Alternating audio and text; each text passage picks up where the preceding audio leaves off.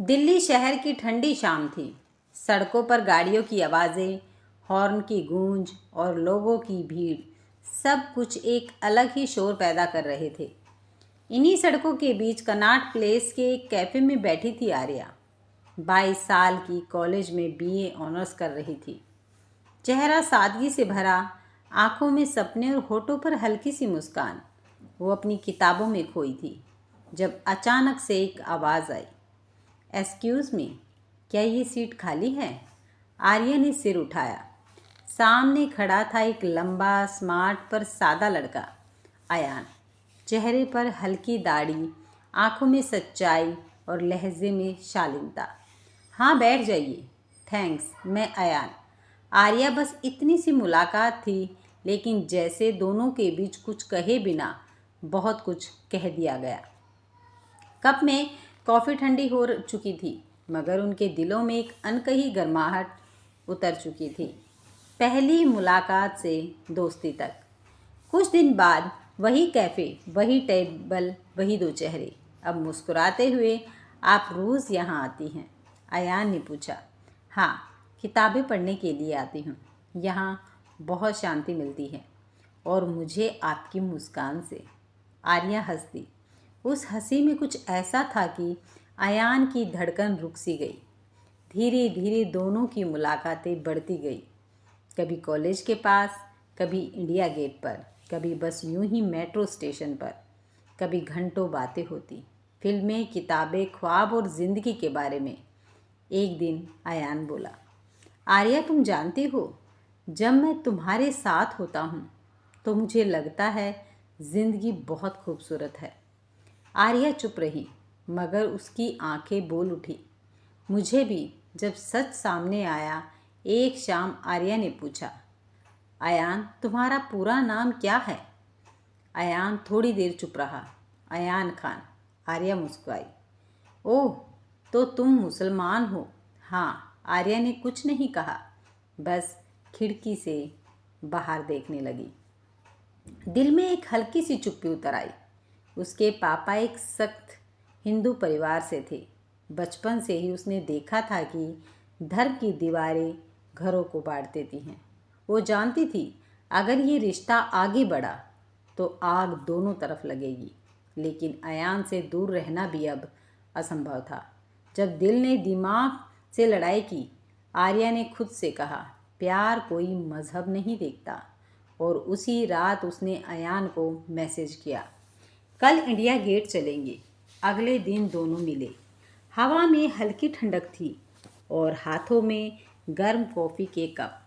अयान, अगर मैं कहूँ कि मुझे तुमसे प्यार हो गया है, तो अयान की आंखें चमक उठी।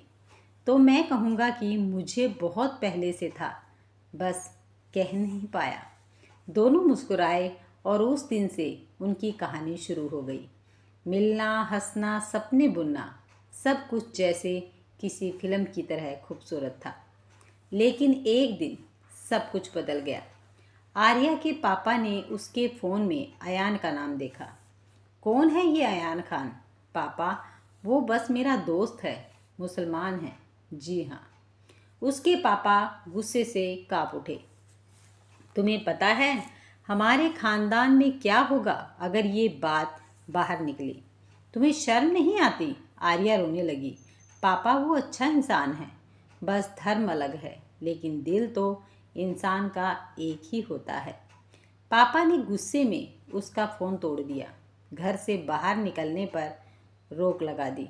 वो रात जब सब खत्म सा लगा, अयान ने कई बार कॉल किया, लेकिन आर्या से संपर्क नहीं हो पाया।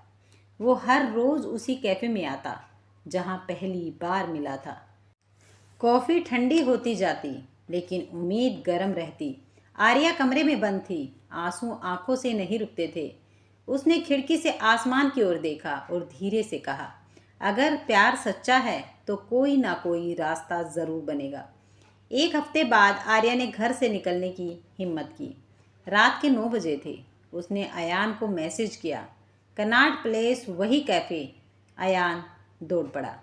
जब दोनों मिले, बस एक ही पल में सारे आंसू, सारे डर मिट गए। आर्या, अब क्या करें?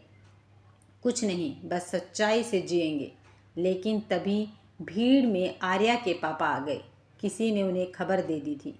आर्या, घर चलो। नहीं पापा, मैं अब झूठ नहीं जी सकती हूँ।